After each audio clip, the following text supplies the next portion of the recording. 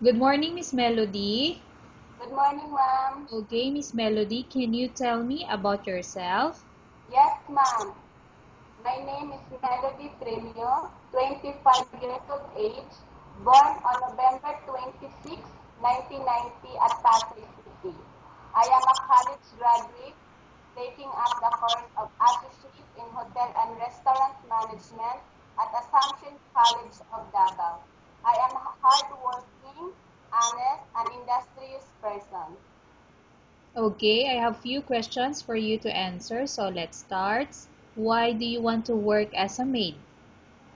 Because I want to help my family in financial problem, ma'am. Why you choose Malaysia when there is a lot of other country?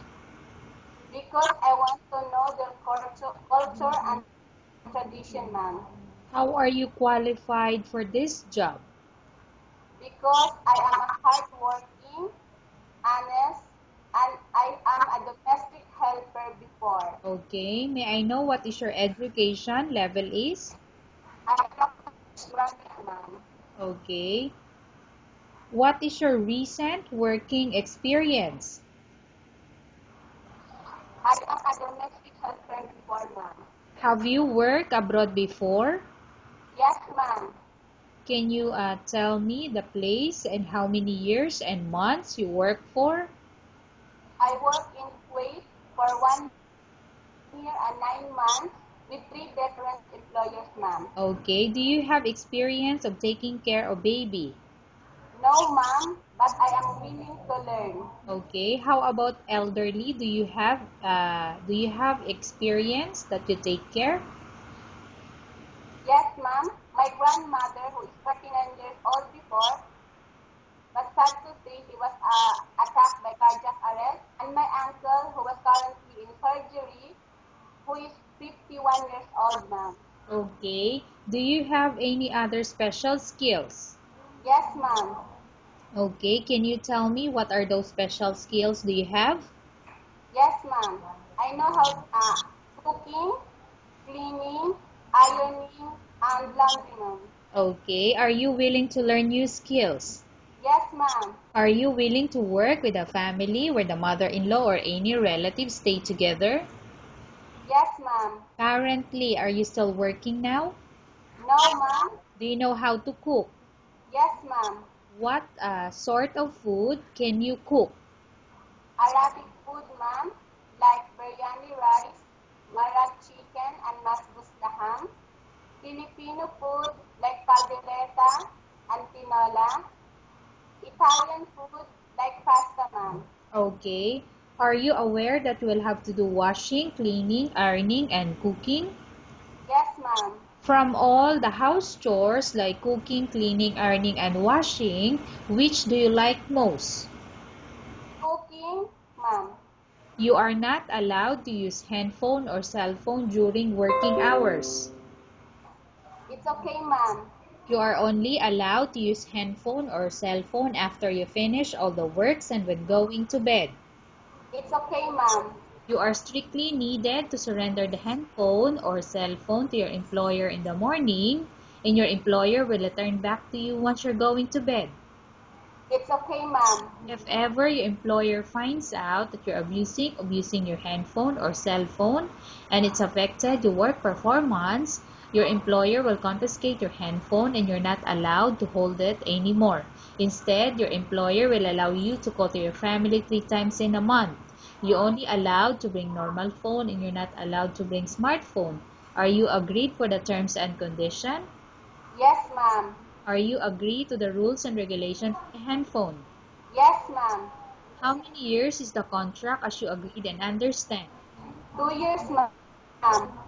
Okay. Can you describe for me your ethics or your attitude? Yes, ma'am.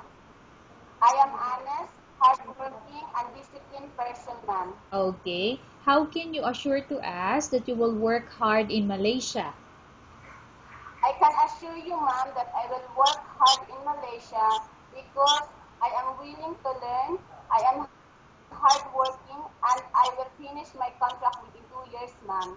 Okay. Can you promise not to use the telephone without the permission of your employer? Yes, yes, ma'am. ma'am. Can you promise not to put on makeup but to dress properly while working?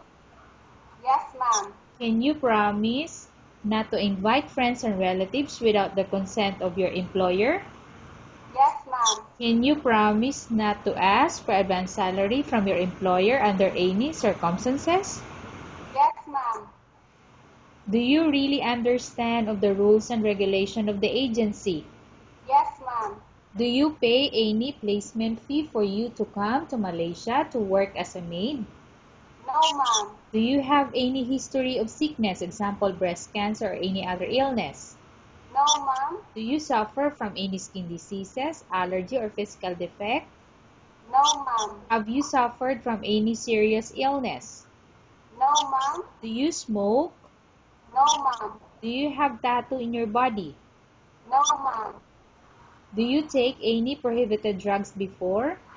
No, ma'am. Have you undergone any operation or surgery? No, ma'am. Are you medically fit? Yes, ma'am. Are you in any medication? No, ma'am. Are you allergic with any food? No, ma'am. Are you prepared to work for the employer of any race? Yes, ma'am. Are you prepared to eat the type of food taken or given by your employer? Yes, ma'am. Are you afraid of being left alone in the house? No, ma'am. Are you afraid of dogs or other pets? No, ma'am. Can you promise to work according to instruction from your employer? Yes, ma'am. Do you have any immediate family working in Malaysia? No, ma'am. Okay, Miss Melody, we have finished our question section. Let's go to case study. I have a case study for you and I want you to answer me truthfully. Upon arrival in Malaysia within 6 months, if ever any of your family members pass away, what will you do?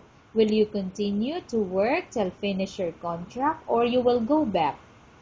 I will continue to work until I finish my contract, ma'am. Okay, tell us about yourself and why do you want to work in Malaysia as domestic helper?